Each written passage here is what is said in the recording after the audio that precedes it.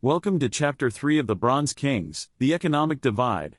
In Chapter 2, we watched enhanced humans gather across 3 continents, asking why capability shouldn't determine authority. We saw Nix calculate 81% consolidation probability. We heard Ishara present mathematical proof that enhanced governance produces better outcomes. Logic, data, probability, all pointing toward hierarchy is inevitable. But partnership is an abstract philosophy.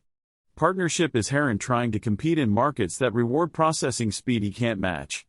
Partnership is a baseline for merchants losing businesses, not because they're incompetent, but because biology determines capability and markets reward efficiency.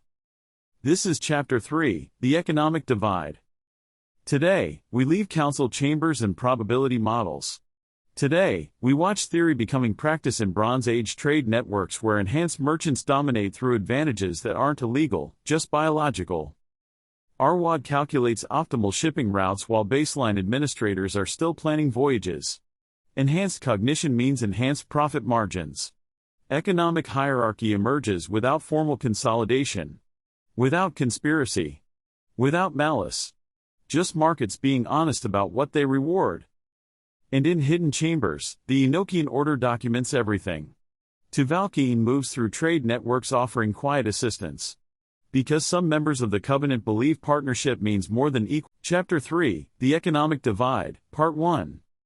Merchant Guild Hall, Uruk. 2850 BCE, 3 weeks after Nix's probability analysis. The copper should have been impossible to transport. Enkidu stood before the trade route map, stylus hovering over the clay tablet representing 30 tons of ore, tracing 600 kilometers from Anatolian mines to Uruk's foundries. 3 weeks since his grandfather's council had reaffirmed partnership principles. 3 weeks have passed since Nix presented her 87% consolidation probability. 3 weeks of watching those numbers manifest not just in politics but in something more fundamental, economics. The map showed routes that shouldn't exist. Paths through territories locked in blood feuds, across rivers that flooded unpredictably, over mountain passes that closed seasonally. Yet the caravans arrived monthly, perfectly timed, following corridors of safety that shifted with the political winds, only for merchants to track in real time. He traced one route with his finger. Anatolian copper mines to Heron, then south through territories controlled by 3 different tribal confederations, then across the Euphrates during the precise 2-week window when spring floods subsided but summer heat hadn't dropped water levels, then through the desert using wells that were known only to certain families who could be trusted only with specific trade goods as gifts, arriving in Uruk exactly 32 days after departure. Baseline human merchants took 6 months to plan such routes. Enhanced merchants calculated them in hours. The guild hall hummed with commerce that felt inevitable. 50 merchants conducting business across tables laden with samples, lapis lazuli from Afghanistan, carnelian from the Indus Valley, copper ingots from Oman, tin from distant Cornwall, silver from Anatolia, gold from Nubia. Trade goods moving across distances that would have been impossible to coordinate without writing, without standardized measures, without organizational capacity that baseline humans had developed only because enhanced humans had taught them. And now enhanced humans dominated the very systems they'd created to serve everyone. Enkidu recognized 37 of the 50 merchants present his enhanced memory cataloging each face, name, trade specialty, recent transactions, political affiliations, family connections, and personal leverage points without conscious effort. 29 of the 37 were enhanced. Only 8 baseline human merchants, and even those 8 operated primarily in local markets, trading pottery and grain rather than the long-distance luxury goods that generated real wealth. The efficiency is remarkable, isn't it? Enkidu turned to find Arwad approaching, the enhanced merchant who coordinated most of Mesopotamia's long-distance trade networks. 61 years old but appearing 40, enhanced humans aged more slowly, lived longer, accumulated expertise and relationships that baseline merchants couldn't match, simply because they died before reaching true mastery. Arwad gestured to the map. Baseline merchants spent 3 generations trying to establish reliable copper delivery from Anatolia. Took us 4 years to make it routine. Not through superior ethics. Through superior information processing. You track how many trade relationships? Enkidu asked, though his enhanced memory already knew the answer. 217 active relationships at present, Arwad said with casual precision that would have required months of accounting for baseline merchants. Each relationship tracked with family genealogies going back 3 generations, past trade disputes and resolutions, cultural sensitivities, religious prohibitions, political allegiances, personal leverage points, and probability assessments of contract fulfillment. I update these calculations daily. It takes approximately 47 minutes. He paused, letting the implication settle. A baseline merchant of equivalent experience might track 20 relationships with similar detail. Maybe 30 if exceptionally organized. The information advantage compounds. More relationships mean better routes. Better routes mean faster delivery. Faster delivery means lower costs. Lower costs mean more customers. More customers mean more relationships. The cycle reinforces itself. Enkidu studied the older merchant. Arwad wasn't boasting. He was explaining. Teaching. Making explicit what both of them understood. Enhanced cognition created economic advantages that no amount of institutional equality could overcome. And you see this as a natural outcome, Enkidu said. Not a question. I see it as biological reality producing economic reality, Arwad replied. We've been pretending that partnership institutions can prevent capability from determining outcomes. But markets don't recognize institutional protections. They recognize efficiency. And enhanced humans are more efficient measurably, demonstrably, inevitably. He gestured toward the guild hall's commercial activity. Enhanced merchants control 73% of the bronze trade in Mesopotamia despite our comprising only 34% of the population. Not through conspiracy. Through cognitive advantages in memory, processing speed, pattern recognition, and risk assessment. Partnership says we have equal rights. Markets say enhanced capability wins. Enkidu felt something crystallize in his mind. Politics was abstract. Economic consolidation was concrete. You could debate partnership principles in councils, but you couldn't debate trade statistics. The numbers were objective. Enhanced merchants dominated commerce through advantages that partnership institutions couldn't constrain without destroying the economic system that fed everyone. The gathering tonight, Enkidu said. You're discussing this consolidation? We're discussing whether to continue pretending it hasn't already happened, Arwad said. Whether to acknowledge that partnership works in government but fails in markets.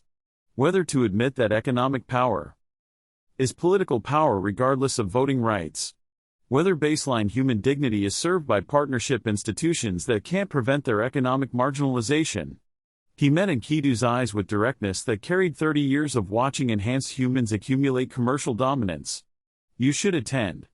You're Gilgamesh's successor. You'll need to understand how political consolidation and economic consolidation are different expressions of the same biological reality, how your grandfather's institutions protect baseline voting rights while failing to prevent their economic subordination. How partnership becomes performance when markets determine outcomes. Where? Enkidu asked. The Northern District, Private House of Karat, the Caravan Administrator. Sunset. 32 enhanced merchants are attending. We're calling it a coordination meeting, but we're really asking whether coordination is enough when the fundamental problem is partnership constraining capabilities that markets reward. Arwad turned to leave, then paused. Your grandfather believed institutional protections could overcome biological advantages. We're discovering he was half right. Institutions protect political rights. But they can't protect economic outcomes when capability determines efficiency and efficiency determines success. The question we're asking tonight is whether we keep pretending otherwise. Enkidu walked through Uruk's merchant district as afternoon light slanted across mud brick buildings that house commerce spanning 3 continents. 3 weeks since the Agricultural Council, where young enhanced humans had articulated meritocracy philosophy. 3 weeks since Nix had quantified the consolidation probability. 3 weeks of watching political arguments manifest economically. The shops revealed patterns that institutional equality couldn't prevent. Enhanced merchants occupied the prominent corners, their establishments larger, their inventory more diverse, their customer traffic heavier. Baseline merchants clustered in secondary locations, serving local markets with goods that didn't require the complex trade networks that could enhance cognition. He passed a pottery shop run by a baseline merchant family, quality ceramics, fair prices, loyal local customers. 30 years in business, father teaching son, traditional skills passed through generations. Honorable work. Necessary work. But work that would never generate the wealth that long-distance luxury trade produced for enhanced merchants who could coordinate across continents. Next door, an enhanced merchants establishment displayed lapis lazuli from Afghanistan, carnelian from the Indus Valley, copper from Oman, and silver from Anatolia. Trade goods that had traveled thousands of kilometers through networks that required capabilities baseline humans couldn't match. The shop was twice the size of the pottery establishment, its inventory worth 50 times more, its commercial influence incomparable. Not because enhanced merchants were more ethical or worked harder. Because biology created advantages that markets amplified. Enkidu found himself remembering his grandfather's words from 3 weeks ago. The meritocracy you're proposing already exists. You're just making it explicit. And now he saw how true that was economically. Partnership institutions protected baseline voting rights while markets created hierarchies based purely on capability. Enhanced merchants dominated because markets didn't care about institutional equality. They cared about efficiency. And enhanced humans were more efficient at everything. The Northern District House was substantial but not ostentatious. Karat, the caravan administrator, had wealth enough to display but wisdom enough not to advertise. The gathering was called for sunset, which meant that merchants attending would have finished their daily commerce but not yet committed to evening family obligations. 32 enhanced merchants. All successful. All were frustrated with partnership constraints that felt increasingly artificial when markets validated their advantages daily. Enkidu arrived as amber light painted the mud brick walls. He was recognized immediately despite never attending such gatherings before. His enhanced memory was matched by every enhanced human present, each cataloging his appearance, name, lineage, political position, and probable motivations before words were exchanged. Arwad greeted him formally. Enkidu, son of Enki, grandson of Gilgamesh. You honor us with your presence. I honor your willingness to discuss what others pretend doesn't exist, Enkidu replied. The gathering space was arranged for serious discourse. Low benches in a circle, oil lamps casting steady light, clay tablets for documentation, water and dates provided, but no alcohol that might cloud enhanced minds that processed information too precisely to tolerate chemical impairment. Enkidu recognized most faces. Enhanced merchants he'd seen in guild halls, at partnership councils, moving through Uruk's commercial districts with casual efficiency that made baseline merchants seem slow by comparison. Not because baseline humans were incompetent. Because enhanced humans were demonstrably superior at commerce by every measurable metric. Karat called the gathering to order with the directness of someone who coordinated caravans across hostile territories. 57 years old, appearing 40, sharp-eyed and calculating, he built commercial success through risk assessment that baseline merchants couldn't match. We gather because economic consolidation is accelerating, Karat began without preamble. Enhanced merchants control 73% of the bronze trade, 81% of long-distance luxury goods, 67% of regional wholesale distribution. These numbers have increased by 7% in the last 3 years alone. Not through conspiracy. Through capability producing outcomes that markets reward. He gestured to clay tablets displaying trade statistics. Our question tonight, do we acknowledge this consolidation explicitly, or continue pretending partnership institutions prevent what's already happening? Do we admit that economic power is political power regardless of voting rights? Do we face the reality that markets determine hierarchy when institutional protections can't prevent capability from producing advantage? Ziva spoke next. 48 years old, specialist in luxury trade, coordinator of lapis lazuli networks from Afghanistan through Mesopotamia. She moved goods across 3,000 kilometers through territories that required perfect timing, precise gift-giving protocols, accurate political risk assessment, and information processing that baseline merchants couldn't replicate. I complete trade circuits in 4 months that take baseline merchants 6, Ziva said. Not because I'm more ethical. Because I process information faster, I remember tribal genealogies, they forget. I calculate the political risks they miss. I optimize routes they can't see. My cognitive advantages translate directly to commercial advantages. The efficiency difference is measurable, 23% higher profit margins on equivalent goods. She paused, letting enhanced minds in the circle process the implication instantly. Partnership says baseline merchants have equal rights. Markets say enhanced capability wins. These realities are contradictory. We've been pretending they're compatible. They're not. Enkidu watched the gathering coalesce around the central truth he'd understood abstractly but now saw concretely. Economic consolidation wasn't a conspiracy. It was biology finding expression through markets that rewarded capability regardless of institutional equality. A younger, enhanced merchant spoke. But we're not preventing baseline merchants from competing. They have the same legal rights, market access, and institutional protections. If they can't compete effectively, that's market outcome, not discrimination. Market outcome is discrimination when markets reward biological advantages, another voice countered. We're pretending meritocracy is fair when merit is determined by enhancements we didn't earn. We were born with or gifted with cognitive advantages that baseline humans lack through no fault of their own. Then we claim our commercial success is earned when it's substantially biological. The debate revealed divisions Enkidu hadn't anticipated. Not all enhanced merchants were comfortable with the consolidation they dominated. Some felt guilty about advantages they hadn't earned. Others defended efficiency as an objective good regardless of distributional consequences. Still others questioned whether the partnership could survive economic consolidation even if political institutions remained intact. Arwad raised his hand for attention. The deeper question, is economic efficiency more important than partnership principles? Do we prioritize optimal outcomes even if they create hierarchy? Do we constrain our advantages to preserve equality even if that means less efficient commerce that hurts everyone, including baseline populations who need goods we provide? Constraining efficiency is immoral, Carrot said firmly. We coordinate trade better than baseline merchants. That means more goods moving faster at a lower cost.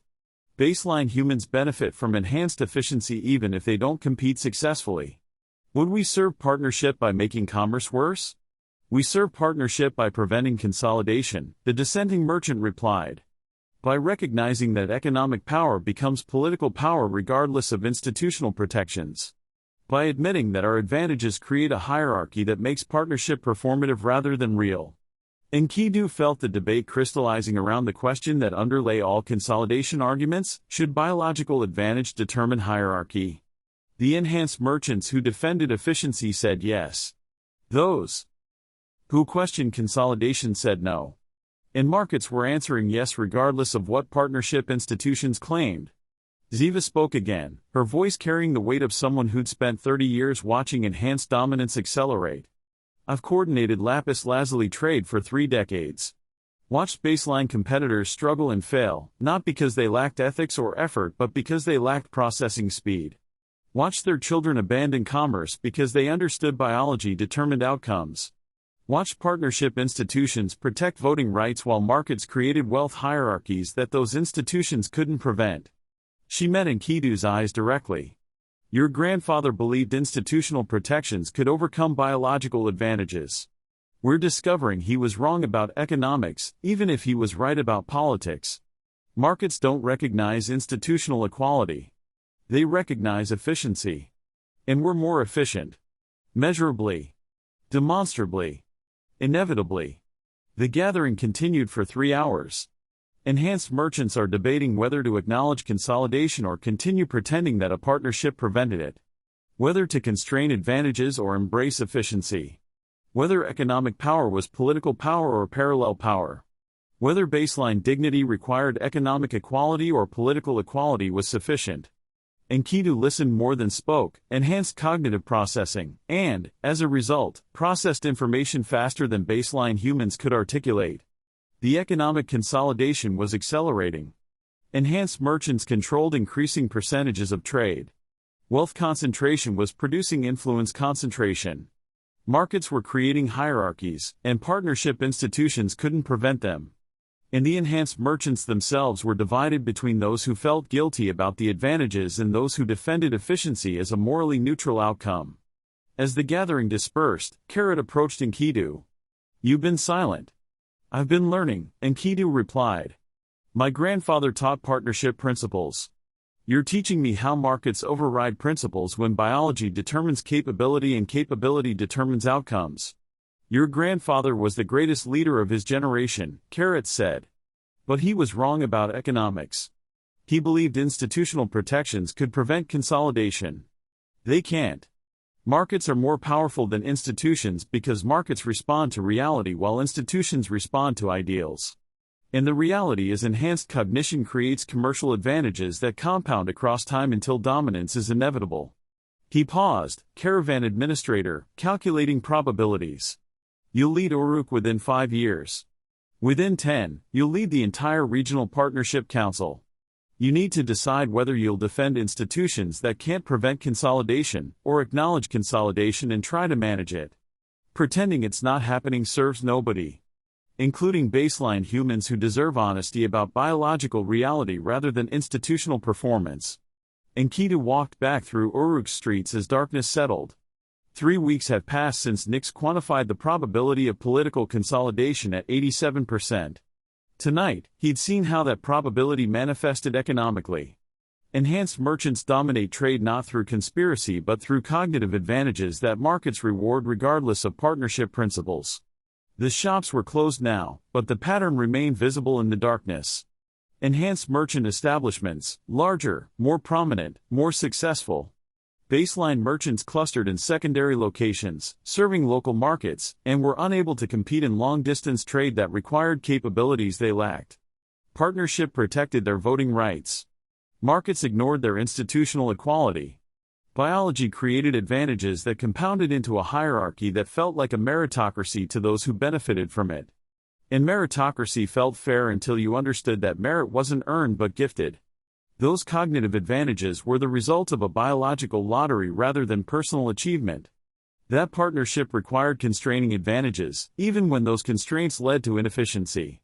His grandfather had built institutions assuming equality could be protected through voting rights and constitutional frameworks. But he hadn't anticipated that enhanced humans would consolidate power rather than government.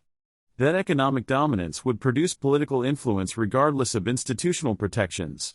That biology would find expression through commerce when politics was blocked. 87% consolidation probability. Political dimension quantified by Nix. The economic dimension is demonstrated by tonight's gathering. Both dimensions are converging toward the same catastrophic outcome, partnership becoming performance while enhanced humans accumulate comprehensive control. Enkidu reached his quarters as midnight approached. 3 weeks since his grandfather's council. 3 hours since the merchant gathering. 30 years ago, the consolidation that Nix predicted became irreversible. But markets moved faster than politics. Economic consolidation was already happening, already accelerating. Already creating hierarchies partnership institutions couldn't prevent. The question wasn't whether enhanced humans would dominate economically. They already did. The question was whether anyone would acknowledge this reality before economic power translated fully into political power, and partnership became a historical curiosity rather than a living practice. He fell asleep calculating probabilities that markets had already answered. 3 days later. River Market, Uruk. Dawn. Heron hadn't expected the visitor or help, and had accepted market consolidation as a biological inevitability that institutions couldn't prevent, even while claiming to provide equal opportunity. The man introduced himself as Tevalkiin, a metal worker from Anatolia traveling south with copper samples. Enhanced human, that much was evident from height, movement precision, the way enhanced cognition processed Heron's merchant stall with a single glance that catalogued inventory, assessed quality, calculated approximate value before a baseline human would finish greeting. But something was different in his manner. Careful. Listening. Questions about Heron's trading challenges that felt less like interrogation and more like documentation. You're not the only baseline merchant facing this, Tevalkiin said quietly, voice carrying the weight of someone who'd seen the pattern repeated across regions. Enhanced traders dominate not through conspiracy but through advantages that compound. Process information faster, remember customer preferences better, calculate risk probability more accurately, coordinate across distances through networks that baseline merchants can't access. I know. Heron's voice carried exhaustion of someone who'd fought a losing battle against biology's logic. Partnership promises equal opportunity. Markets prove biology doesn't negotiate with political commitments. Tvalkien produced a small clay tablet from a leather pouch, covered in marks that seemed decorative but carried meaning Heron couldn't quite decipher, encoding that appeared artistic while preserving information in formats designed to survive millennia. There are others, Tvalkien said carefully, voice dropping to near whisper despite the market's emptiness at dawn. Enhanced and baseline humans who believe partnership means more than equal votes in councils that control shrinking economic space. Who provide support where institutions move too slowly or overlook entirely. Who maintains networks that keep partnerships' promise alive when markets fail to.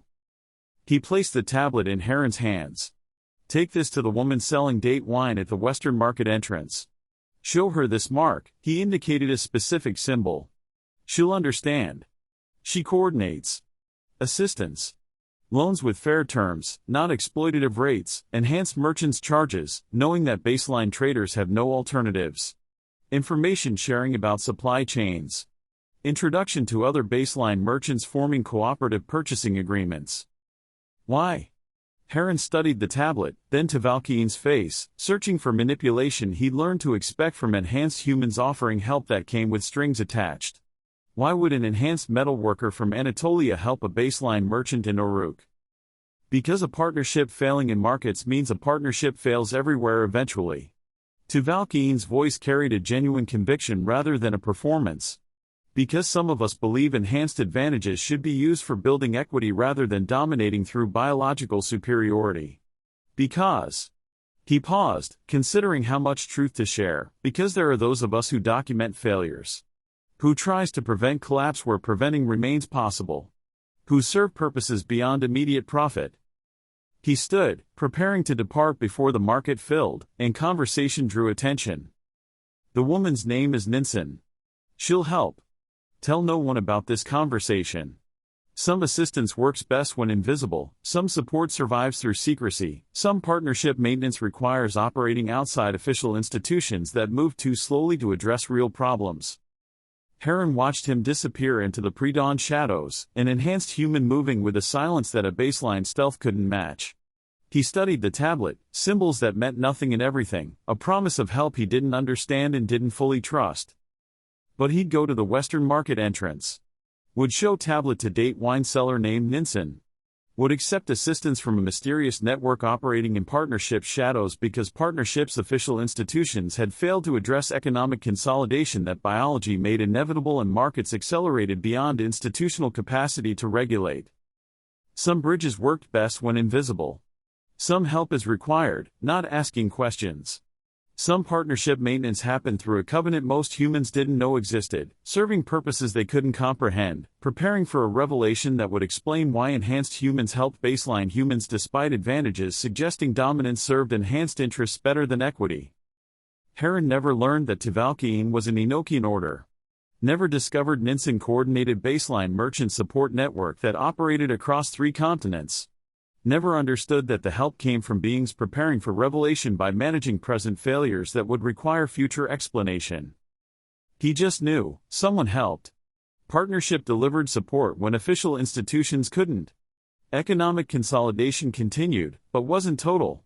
Baseline merchants survived despite biological disadvantages because some enhanced humans chose equity over efficiency.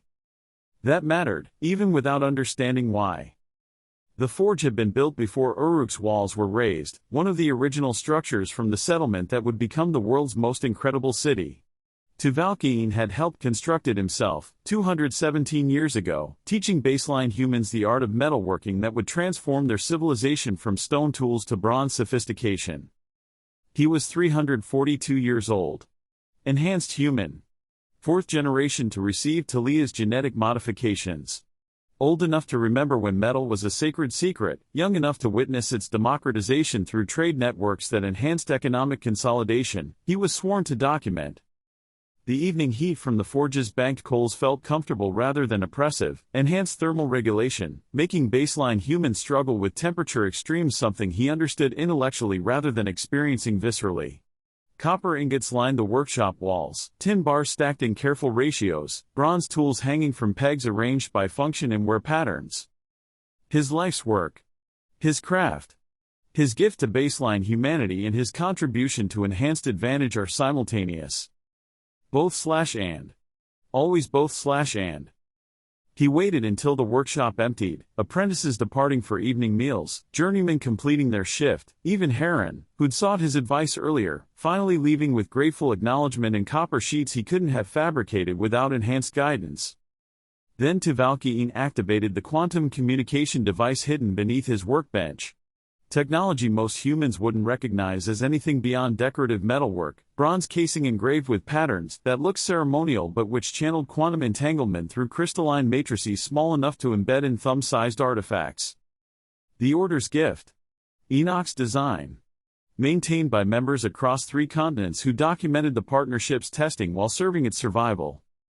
The device pulsed, acknowledgement that the connection was established, that encryption was active, and that transmission could proceed without interception. Methuselah, Tvalkien spoke quietly, voice carrying through quantum channels to the Order safe house beneath Memphis, where Enoch's son coordinated documentation that would span millennia. Technology cascade accelerating faster than predicted. Enhanced economic consolidation through metalworking knowledge is creating dependencies that baseline populations can't overcome. He paused, organizing observations that needed precision rather than emotional weight. Heron came to me today.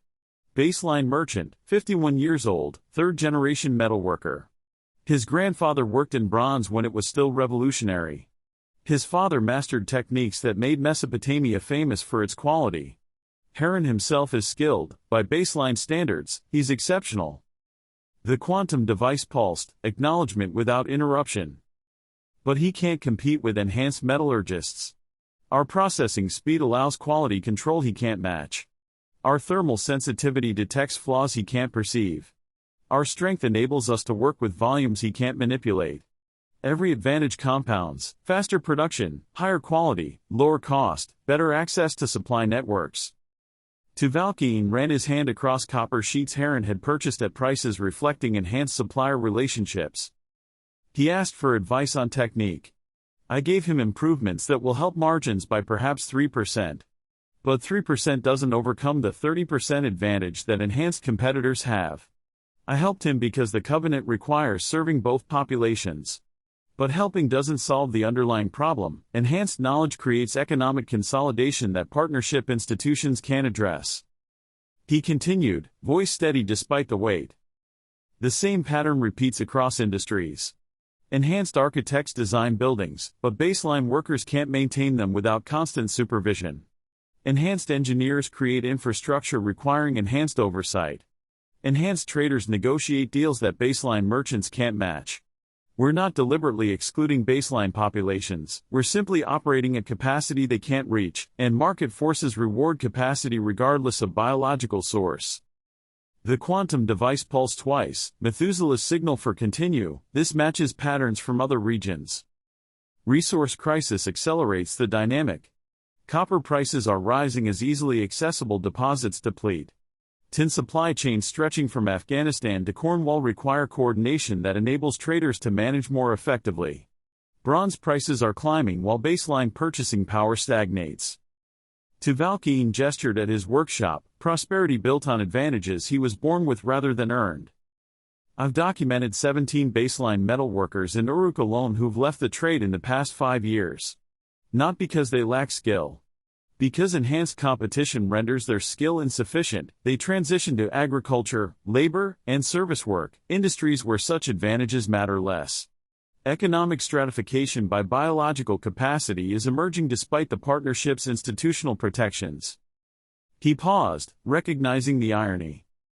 I'm teaching baseline humans metalworking while documenting how enhanced advantages make that teaching inadequate. I'm serving the covenant by helping individuals while observing how systemic forces overcome individual assistance. Both/and again. Order member who enables baseline participation while recording enhanced consolidation. The device pulsed, Methuselah's acknowledgement carrying understanding without judgment. Prometheus is considering teaching iron metallurgy, Tvalkien continued. He believes iron's abundance will democratize metal access, reducing enhanced advantages through sheer resource availability. I've calculated the probabilities. He's right that iron is more accessible than bronze. But he's wrong if he thinks accessibility overcomes processing advantages. Enhanced metallurgists will dominate iron working just as we dominate bronze. Faster learning curves, better quality control, superior supply chain management. Different metal, same consolidation pattern. Technology democracy doesn't produce economic equality when cognitive advantages persist across technology transitions. He documented specific examples. Damascus, Anatolia, Harappa, order members report identical patterns, enhanced traders controlling copper supplies. Enhanced craftsmen set quality standards. Enhanced guilds establish professional requirements that baseline workers struggle to meet. Economic consolidation through market mechanisms that partnership institutions don't govern. The constitutional protections established after Book One's revelation crisis prevent political consolidation. Enhanced humans can't vote their way into dominance. But economic consolidation doesn't require votes. It requires capability advantages that markets reward regardless of political frameworks. Tuvalkian encoded the workshop's evening production into his report, numbers that showed enhanced productivity exceeding baseline capacity by margins that no amount of training could overcome. My workshop produces 12 bronze tools daily.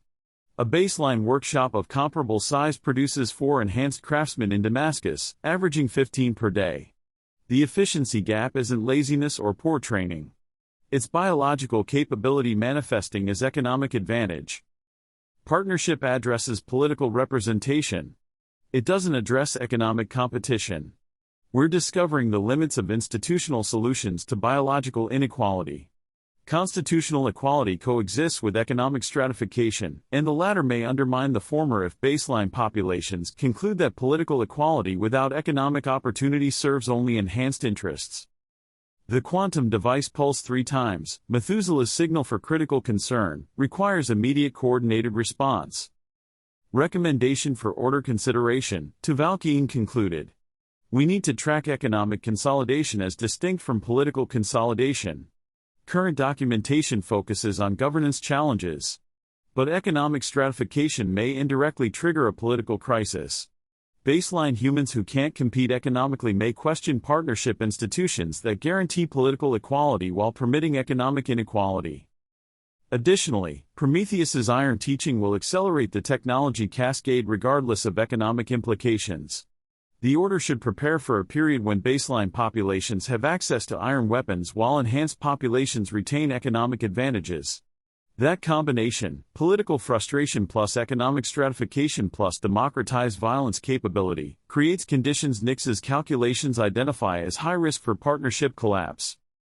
He paused, feeling the weight of documenting dynamics he participated in creating. I helped establish metalworking in Mesopotamia. I taught baseline humans bronze working. I created the industry that now consolidates around enhanced advantages. I'm both cause and observer of the pattern in the order documents. That's appropriate. Covenant members don't operate from outside the systems we preserve evidence about. We're participants documenting participation. But participation means I see both Heron's frustration and the enhanced craftsman's legitimate exercise of capability. I see both baseline merchants struggling and enhanced traders optimizing. I see both partnerships' political success and the market economy's biological realism. Both/and. Always both/and. The device pulsed once, acknowledgement received, transmission complete. Tuvalkian deactivated the quantum communication, the bronze casing returning to its role as a decorative workshop element that baseline humans would never recognize as anything more than artistic metalwork. He returned to his forge, banking coals for tomorrow's work, organizing tools that represented both his craft and his covenant. Enhanced metallurgists serving baseline populations while documenting enhanced consolidation. Order member preserving evidence for revelation that would judge whether his service helped or merely postponed inevitable stratification. The Metalwork Guild would meet tomorrow. Enhanced craftsmen would discuss quality standards, supply coordination, and trade relationships. Baseline members would attend, participate, and vote on policies that required consensus. Partnership functioning. Markets consolidating. Both processes operate simultaneously, one addresses political representation, the other reflects biological capability, neither fully solving the challenge of sustained coexistence between populations whose fundamental capacities differ. Tuvalkian would attend the meeting. Would vote for policies supporting baseline participation. Would continue teaching apprentices who couldn't match his productivity. Would document everything for archives that would outlive civilizations. The order served. The order observed. The order is prepared. And in the workshops of Mesopotamia, economic consolidation continued regardless of documentation, political equality, or the best intentions of partnerships. Both/and. Always both/and. The forge held its heat. The tools waited for tomorrow's work. The documentation was complete. Everything else awaited its revelation. Baseline Merchant Quarter, Uruk. Next morning. Heron had been a merchant for 30 years, and he was losing. Not through incompetence. Not through poor ethics. Not through lack of effort or inferior products. He was losing because biology had determined commercial hierarchy before he'd ever negotiated his first trade agreement, and no amount of experience could overcome the cognitive advantages he'd been born without. 51 years old. 30 years of building relationships with tribal leaders, learning routes through hostile territories, and establishing a reputation for fairness and reliability. He could recite trade protocols for 17 different cultural groups. Could identify quality bronze by color and weight. Could read seasonal weather patterns well enough to avoid most caravan losses. Could maintain 20 active trade relationships with details that required clay tablets full of notes he reviewed nightly. 20 relationships. Arwad maintained 217 without written notes because enhanced memory didn't require external documentation. Heron sat in his trading house reviewing accounts as morning light filtered through reed curtains. The numbers were stark. Revenue was down 19% over the last 3 years. Profit margins were compressed by more efficient competitors who could undercut prices.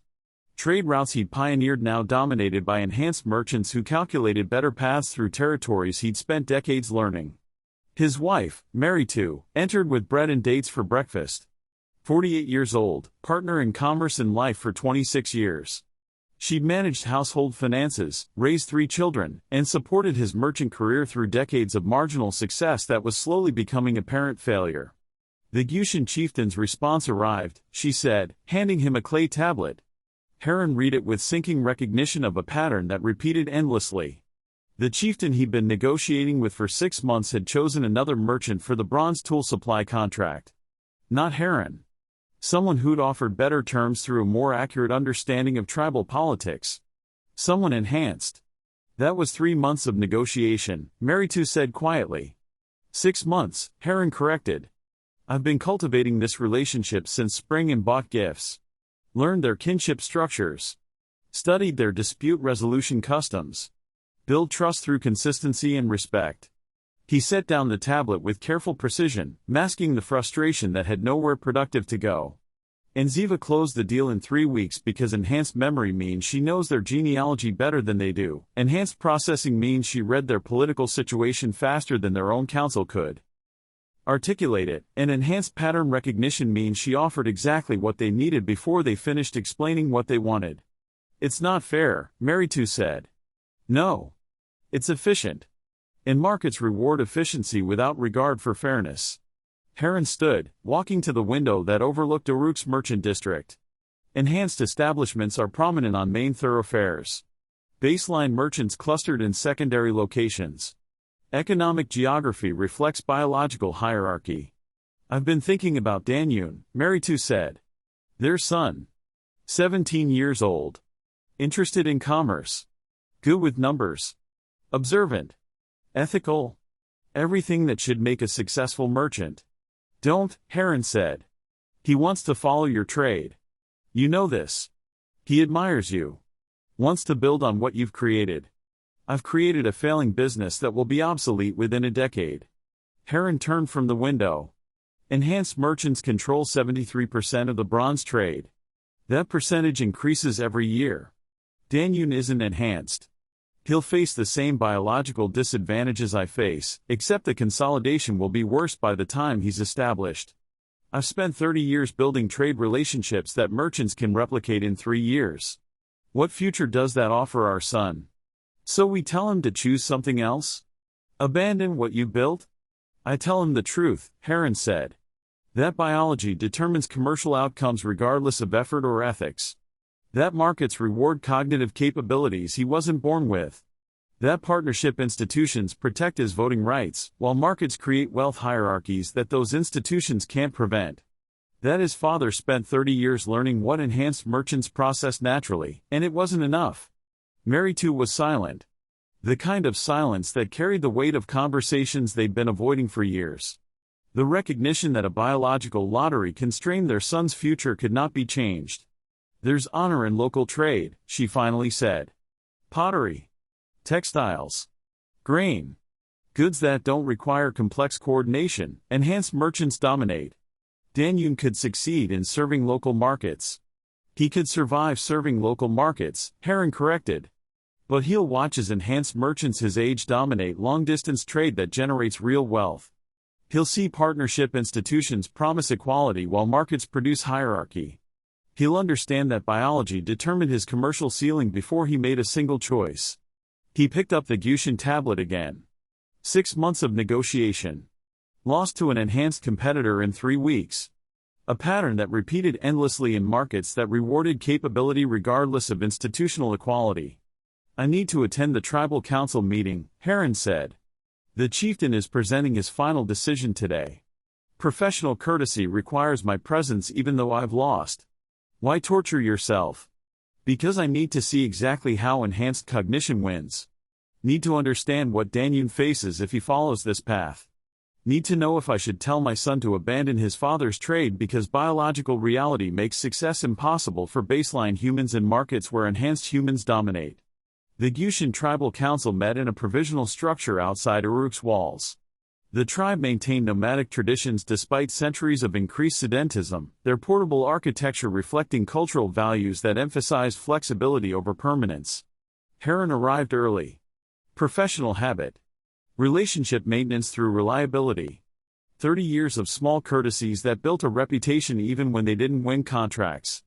The tribal chieftain, Shanazar, greeted him with warmth that made losing worse. Heron. Your presence honors us. The honor is mine, Heron replied, offering small gifts, dates from his household garden, copper pins his wife had crafted.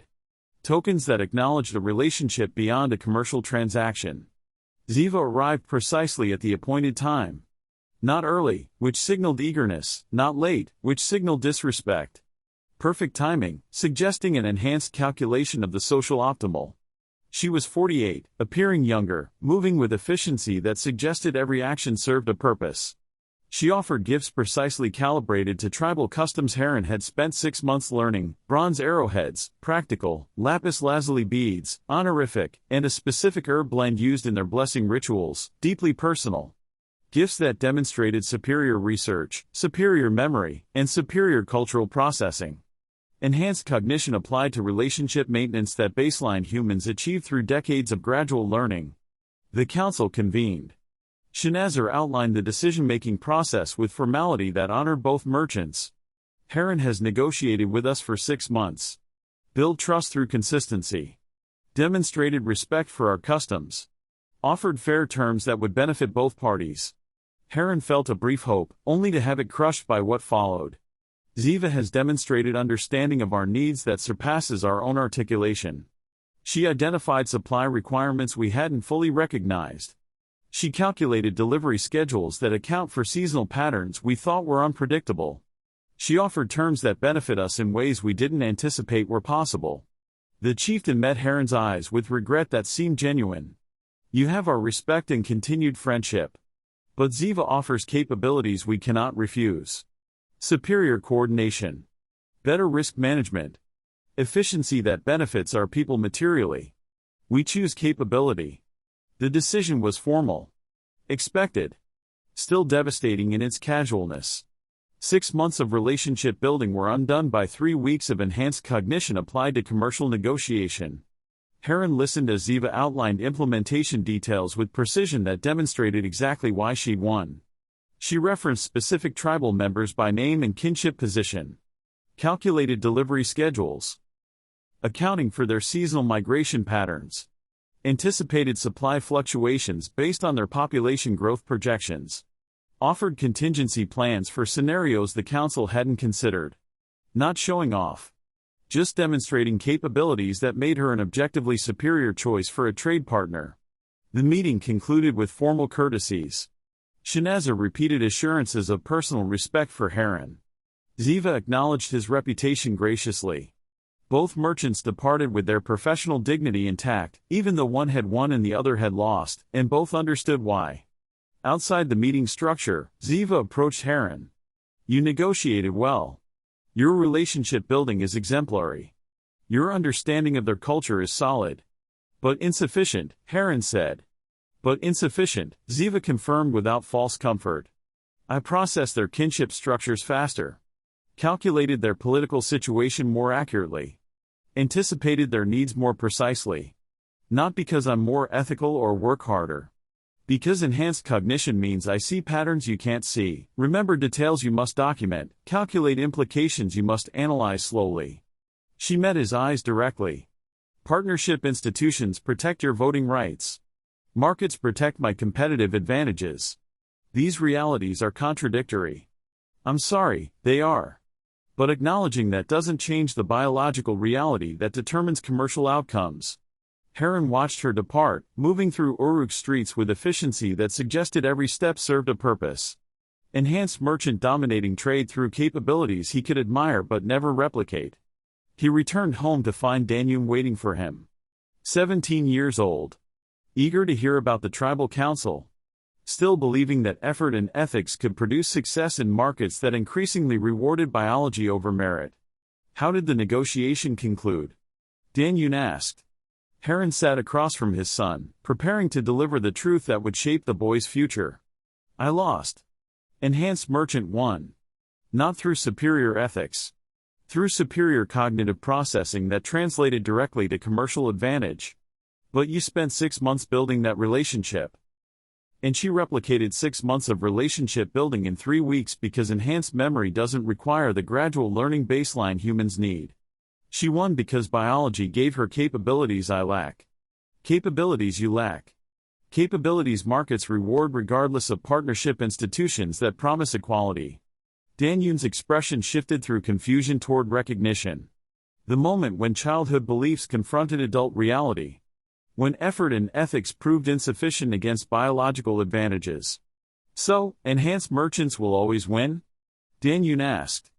"Enhanced merchants will dominate long-distance trade that requires capabilities we can't match," Heron said. "You could succeed in local markets. Pottery, textiles, and grain. Goods that don't require complex coordination, enhanced cognition enables. You could survive. Maybe even thrive in a limited scope. But you'll watch as enhanced merchants your age dominate commerce that generates real wealth. You'll see biological lottery determine commercial hierarchy regardless of your effort. That's not fair. No. It's efficient. And markets are discovering they value efficiency more than partnership principles that can't prevent capability from determining outcomes." Heron saw his son processing implications. Calculating the future that is constrained by biological reality cannot be changed. Understanding that his father's struggle would be a struggle unless he chose a different path entirely. "I still want to be a merchant," Danyun said with defiance that suggested he hadn't entirely accepted the constraints Heron had described. "Then you'll learn what I've learned," Heron replied. "That biology matters more than effort in markets that reward capability. That partnership protects voting rights while failing to prevent economic marginalization. That enhanced humans aren't evil, they're just superior at commerce by every measurable metric. And that superiority compounds into dominance that makes baseline human commercial success progressively impossible." He stood, preparing to return to his trading house, where accounts continued to document the gradual failure. "But yes. If you want to be a merchant, I'll teach you everything I know. And you'll discover whether knowing everything I know is sufficient when merchants who are enhanced know more, process faster, and calculate better. Markets will teach you what partnership institutions won't, that biological advantages determine hierarchy regardless of ideals that claim otherwise." Partnership Council Chamber, Uruk. 3 days later. The debate had consumed 4 hours, and Gilgamesh saw no resolution in sight. 172 years old. Dying slowly. Mind still sharp enough to recognize patterns younger leaders couldn't see. His body was failing faster than he'd anticipated, even with enhanced longevity. Voice growing weaker each month. Authority eroding as death approached and succession crisis loomed. But authority sufficient to convene the partnership council for debate that needed to happen before he died. Before Enkidu took leadership. Before enhanced consolidation became irreversible through economic mechanisms, political institutions couldn't prevent it. The council chamber was filled. 163 representatives from 17 regional councils. Baseline humans, enhanced humans, hybrids. Engineers, merchants, farmers, craftspeople, administrators. The partnership's deliberative body is designed to prevent any single population from dominating governance. Designed well. Functioning as intended.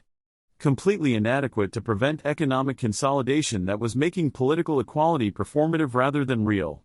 Scherer stood at the debate center. 63 years old.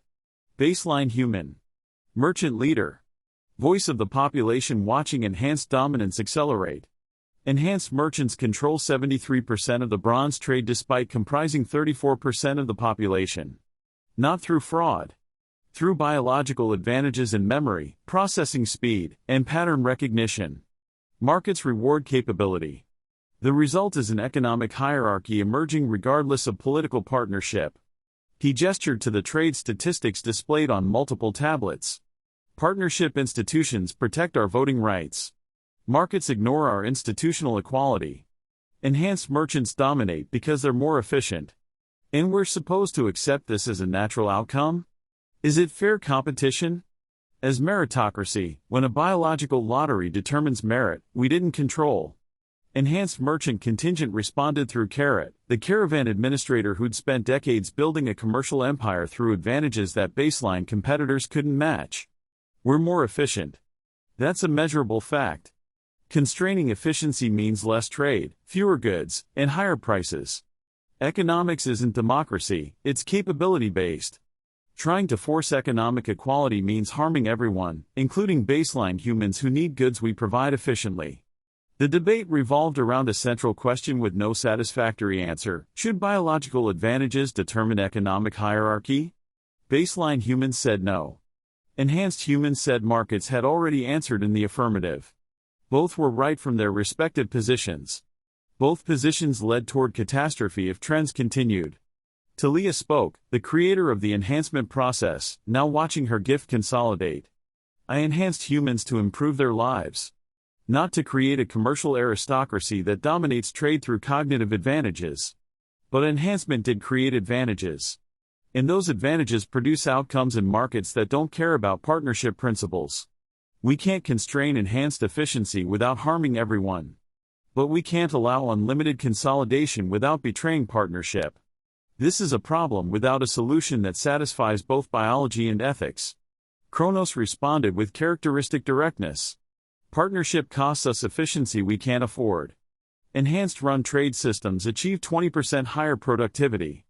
Baseline participation slows commerce. Economic reality doesn't care about political philosophy. Markets reward capability. Fighting that fights nature. Economic power is political power, Scherer countered. Enhanced merchants controlling 73% of trade means controlling resources, setting prices, and determining who survives economically. Partnership institutions become meaningless when one population controls the material means of survival. This is consolidation through markets rather than government. Same outcome, different mechanism. The debate revealed fault lines that political consolidation hadn't fully exposed. Enhanced humans defend efficiency as an objective good. Baseline humans demanding equality of outcomes, not just opportunity. Immortals were divided between those who believed markets should determine hierarchy and those who believed partnership required constraining advantages regardless of efficiency costs. Gilgamesh listened with understanding, having led a partnership for 50 years as it slowly failed. Political institutions could protect voting rights. Constitutional frameworks could distribute formal power. Legal equality could prevent explicit discrimination. But none of that prevented markets from rewarding capability. From creating wealth hierarchies that translated into influence hierarchies. From making a partnership performative when economic reality contradicts political principle. We built institutional protections against political tyranny, Gilgamesh said, his voice carrying the weight of a dying king making final arguments. Created councils, voting rights, and constitutional frameworks. Thought that was enough. Didn't anticipate enhanced humans would consolidate power through markets instead of government. Same outcome, different mechanism. Biology finding expression through economics instead of politics. He gestured weakly at trade statistics. Can't force baseline humans to compete with enhanced cognitive advantages. Can't constrain enhanced efficiency without harming everyone. Can't prevent markets from rewarding capability. Partnership principle versus economic reality. And reality wins unless we change structures. Change how? Shearer asked. Reserved market sectors for baseline merchants, suggested one council member. Local trade, specific goods, protected zones. That's charity, an enhanced merchant responded. Creating artificial advantages to compensate for biological disadvantages. Dignified as equality but experienced as patronization. Baseline merchants don't want protected zones, they want genuine competition. Which they can't win.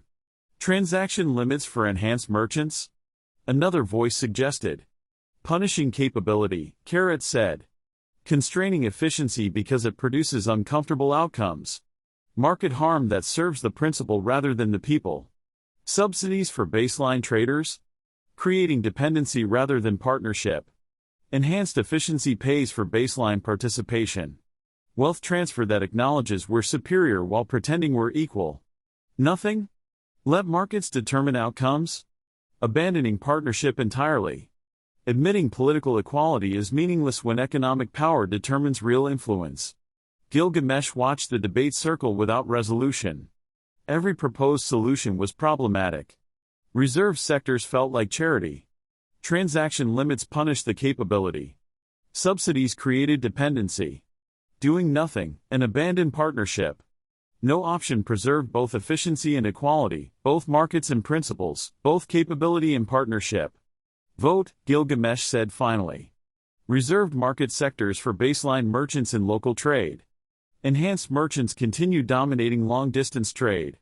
Compromise that satisfies nobody but prevents immediate crisis. The vote was close, 89 in favor, 74 opposed. Partnership institutions, functioning exactly as designed, were meant to prevent economic consolidation, even though they were entirely inadequate for that purpose. Shearer approached Gilgamesh after the council dispersed. This doesn't solve the problem. This delays the crisis. Yes, Gilgamesh acknowledged. But delay is all political institutions can achieve when biology determines capabilities, markets reward capabilities, and partnership requires pretending biology doesn't matter. We're buying time. Whether we use time wisely determines if the partnership survives. Anatolian copper mines. Concurrent with the council debate. The mine administrator was enhanced, which meant he knew exactly when the copper would run out. 63 years old. 31 years of managing extraction from deposits that had supplied the Mesopotamian bronze industry for centuries. Enhanced memory tracking every vein, every tunnel, every cubic meter of or extracted annually. Enhanced pattern recognition projecting depletion curves with precision that baseline administrators couldn't achieve until the crisis hit. 5 years. Maybe 6 if extraction rates stayed constant. Maybe 4 if demand increased as expected. The copper was finite. The mine was failing. And enhanced cognition meant knowing, years before baseline awareness, that these years would trigger a response. He stood at the deepest working face, measuring remaining deposits with instruments immortals had provided. Calculating the extraction efficiency against regeneration rates that were geological rather than human timescales. Understanding that the Bronze Age economy was dependent on resources that were disappearing. His assistant, baseline human, reviewed numbers with growing alarm. 5 years? That's not enough time to find alternative deposits.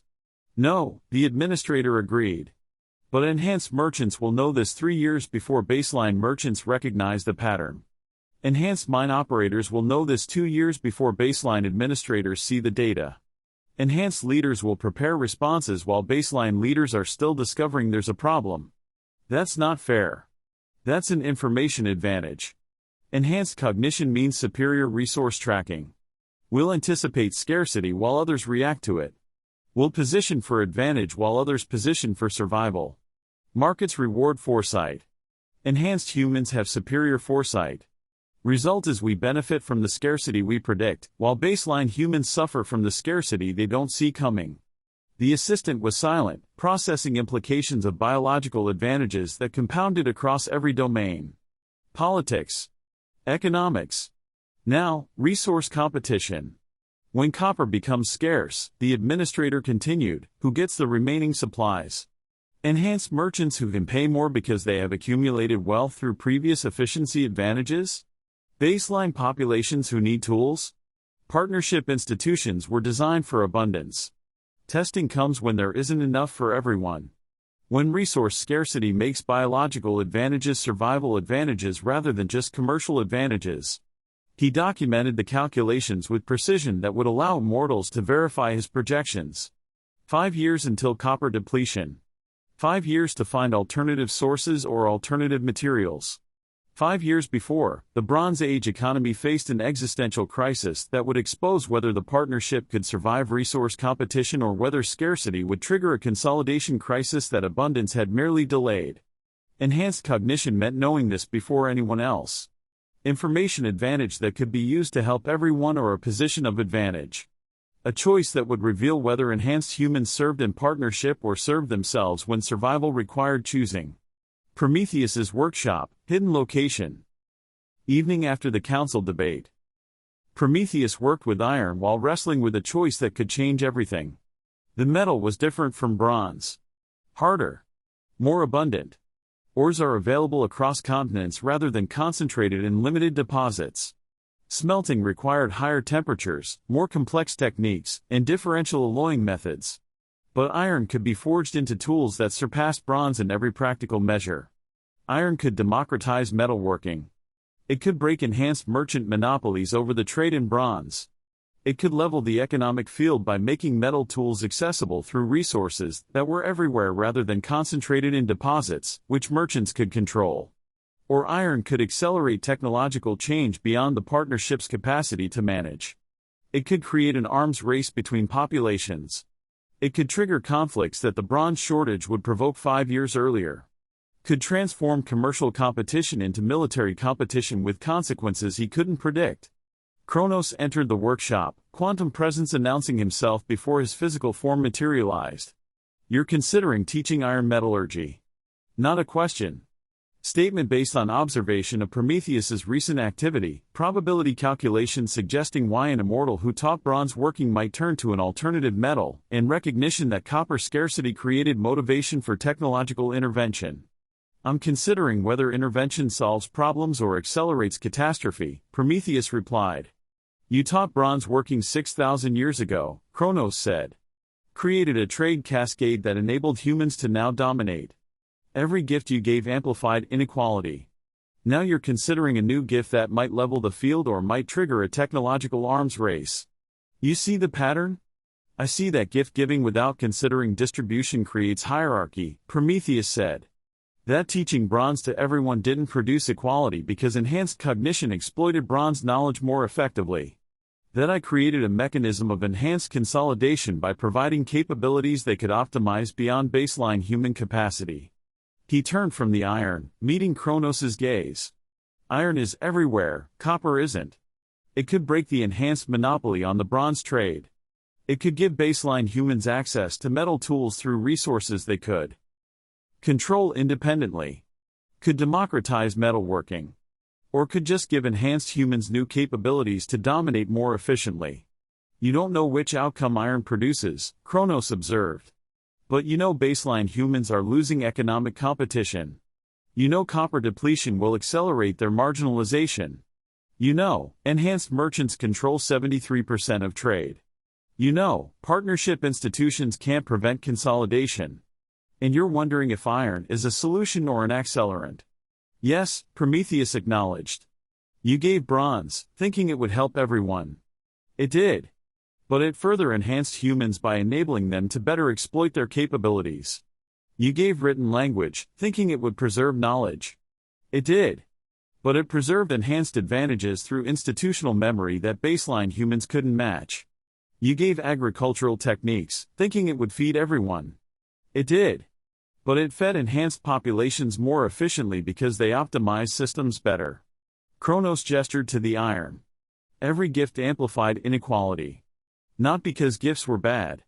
Because enhanced cognition exploits any capability more effectively than baseline cognition, iron won't change that. Iron just gives enhanced humans new metal to dominate more efficiently while baseline humans continue losing. Unless iron is abundant enough that domination becomes impossible, Prometheus countered. Unless democratized access to metal tools breaks monopoly advantages. Unless material equality enables economic equality, institutions can't achieve it. You're proposing a technological solution to a biological problem, Kronos said. That's optimism ignoring reality. Enhanced humans will control iron just like they control bronze. Maybe slower because iron is more abundant. But eventually, inevitably, they'll dominate iron metallurgy through the same cognitive advantages that let them dominate bronze trade. You'll just accelerate technological development without solving the underlying hierarchy. So I do nothing? Prometheus asked. Watch baseline humans lose economic competition? Let copper scarcity trigger a crisis that benefits enhanced humans through information advantages? Accept that every gift I give amplifies inequality while refusing to give gifts that might reduce it? You accept that biology creates advantages that technology can't overcome, Kronos replied. That capability produces hierarchy regardless of resource distribution. Enhanced humans will dominate economics, whether metal is scarce or abundant, because they're better at commerce by every measurable metric. That partnership requires accepting this reality rather than pretending technology can create equality that biology prevents.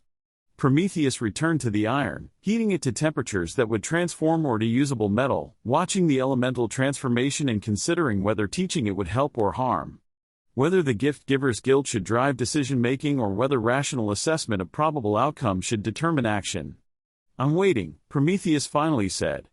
Watching whether partnership institutions can handle economic consolidation without technological intervention. If they can't, iron becomes an option. Dangerous option. Maybe a catastrophic option. But option. And if copper depletion triggers a crisis before you decide? Kronos asked. Then I decide faster. Or watch baseline humans suffer from scarcity. I could have prevented it through a gift I was too cautious to give. Either way, I'm responsible for the outcome because I have knowledge others lack and must choose whether sharing knowledge serves or harms. Kronos departed, leaving Prometheus alone with iron and choice. The gift giver watching gifts creates a hierarchy.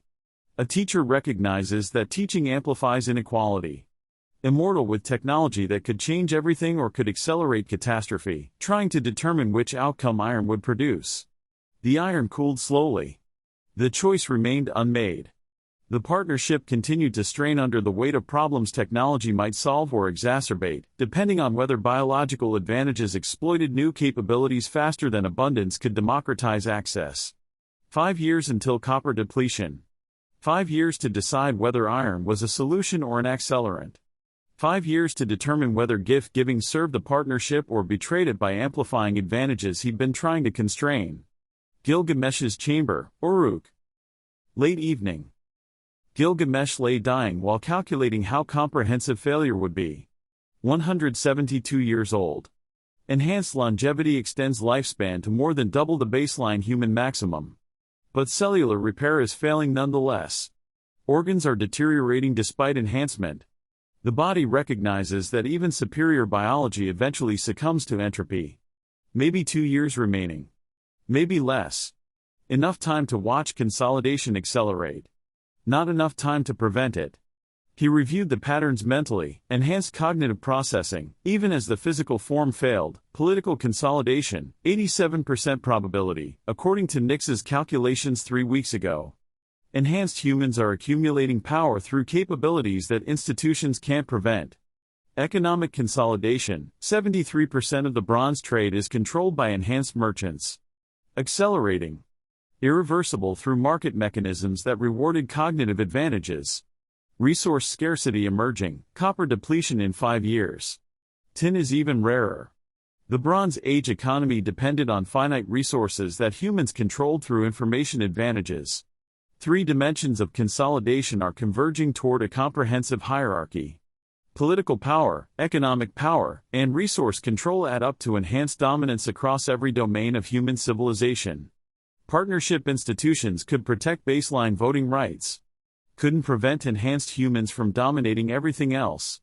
Markets rewarded capability. Resources favored foresight. Both capability and foresight were biologically determined. The result was a hierarchy emerging despite institutional equality. Biology expresses itself through every available pathway when politics is blocked.